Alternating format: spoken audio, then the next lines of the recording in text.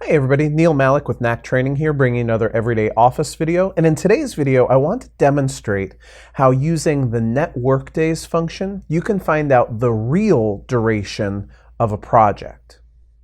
So as you can see, I've got my spreadsheet set up right here so that there is a list of holidays.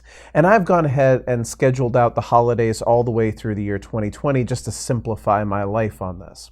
And I say that my project that I'm going to be working on ends on, let's say, 12/1/18. Now, if I want to know how many days there are left to work on this project, I can easily use the today function to figure out what today's date is. So that's $TODAY, open and close parentheses. And as you can see, today is the 19th of April. Now, if I want to know how many days are between these two dates, all I have to really do is subtract those two dates. So I go into this cell for the number of days left, put in an equal sign, take the larger of the two dates, the December date here, and subtract the smaller of the two dates, the April date. But what this does is it tells me that there are 226 calendar days between April 19th and December 1st. What it doesn't tell me is how many actual work days there are. And work days, of course, are governed by two different problems. The first is that most of us don't work weekends, and the second is that, of course, there are holidays between there and now. So instead of subtracting, what you're going to do is the following.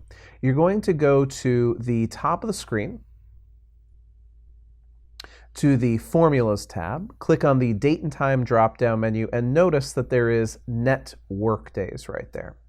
There's also, right underneath it, NETWORKDAYS.INTL, and the reason that you would break that one out is when you don't work, not weekends, sorry, that was a backwards way of saying it. If you have days off that are not Saturday and Sunday, you would need to move over to the NETWORKDAYS.INTL, and notice right there it takes a fourth entry, which is what are the custom weekend parameters? Tell me what days you don't work. So, if you're in the restaurant business and you don't work Mondays, that's something to let us know.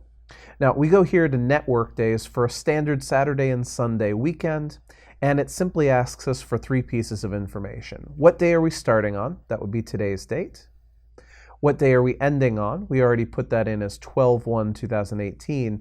And then holidays. Notice the S there. That actually means we're feeding in all the holidays and not just the holidays we know fall between these two dates. So I'm going to highlight from cell A2 all the way down to, let's say, A18. So that goes all the way well into 2019. And then I hit OK.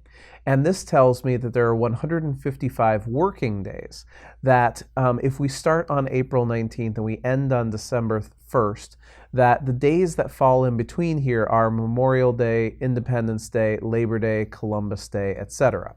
Now you can see this more clearly if you actually go back to this function and you take out the holidays, because the holidays are not a required field. We can simply say, what are the network days between those two dates, so E3 and E4. As you can see there, it says 162. Now, if we take 162 days and then we figure out what the holidays are, we know the holidays between December 1st and April 19th are the day after Thanksgiving and Thanksgiving, that's 2, Veterans Day is 3, Columbus Day is 4, Labor Day is 5, Independence Day is 6, and Memorial Day is 7. So if this does the math right, it should come up with the number 155. And we put in, again, comma, and then all the holidays, just like that. And it says, yes, there are 155 work days, not counting weekends and not counting holidays.